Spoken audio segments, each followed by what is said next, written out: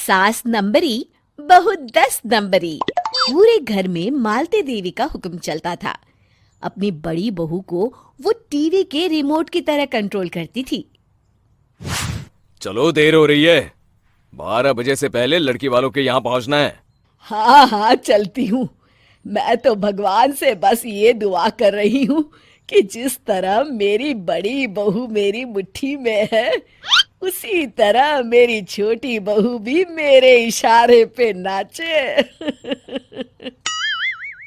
अरे भगवान, भला इस घर में किसकी हिम्मत है जो तुम्हारे खिलाफ जाने की हिमाकत करे।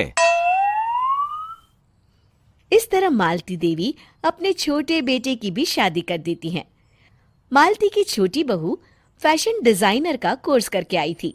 उसका सपना था कि शादी के बाद वो अपना खुद का बुटीक खोले। एक दिन, क्या बात है छोटी, तू तो एक से बढ़कर एक डिजाइन बना लेती है। इसमें कौन सी बड़ी बात है दीदी?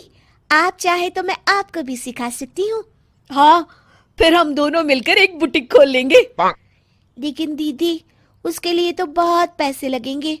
हाँ तो क्या हुआ, पैसे माँ जी से ले लेंगे। हाँ हाँ, मेरे पास तो पैसों का पेड़ है ना, तोड़ के तुम दोनों को दे दूंगी। मेरी एक बात अच्छी तरह समझ लो, मैं तुम दोनों को एक ढेला भी नहीं देने वाली। बड़ी आई बुटीक खोलने वाली। ये आप क्या कह रही हैं माँ जी? आप हमारी मदद नहीं करेंगी तो कौन करेगा? अरे अगर बुटीक खोलने का इतना ही शौक है तो अपने माँ बाप से पैसे क्यों नहीं मांग लेती? मेरे पैसों पर क्यों आंख गड़ाए बैठी हो तुम दोनों? इस तरह अपने इरादे स्पष्ट करके मालती देवी वहां से चली जाती है। अरे ये क्या दीदी, माँ जी तो साफ मुकर गई। अब हम क्या करेंगे? तू चिंता मत कर, बुटीक तो खुल के ही रहेगा। कहते हैं कि घी जब सीधी उंगली से नहीं निकलता तो उसे उंगली टेढ़ी करके निकालना चाहिए। माँ जी अपने आप को समझती क्या है?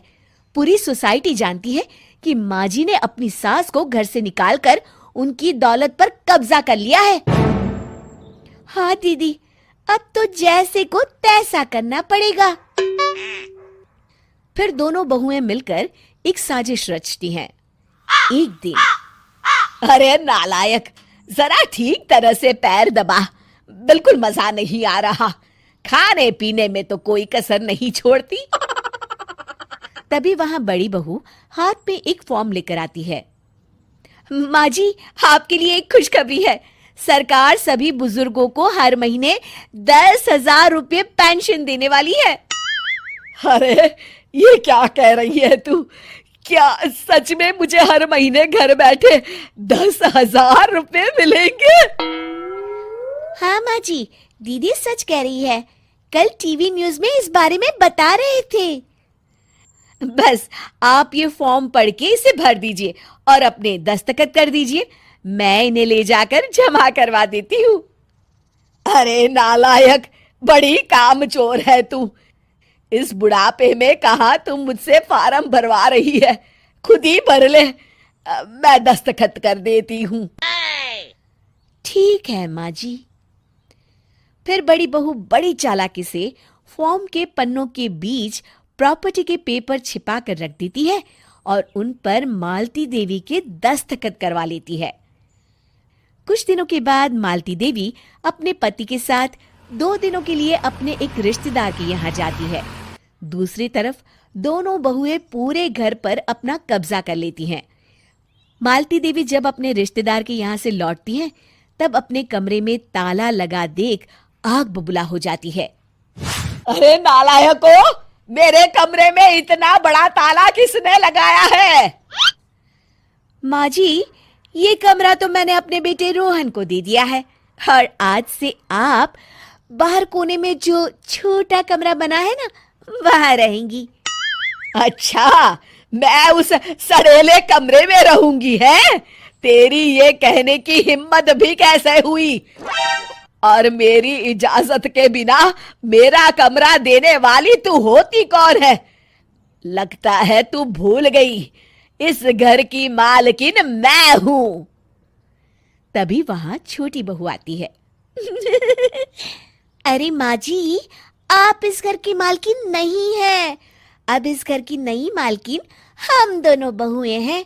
ये देखिए, इन प्रॉपर्टी के पेपर पर आप ही के दस्तखत है।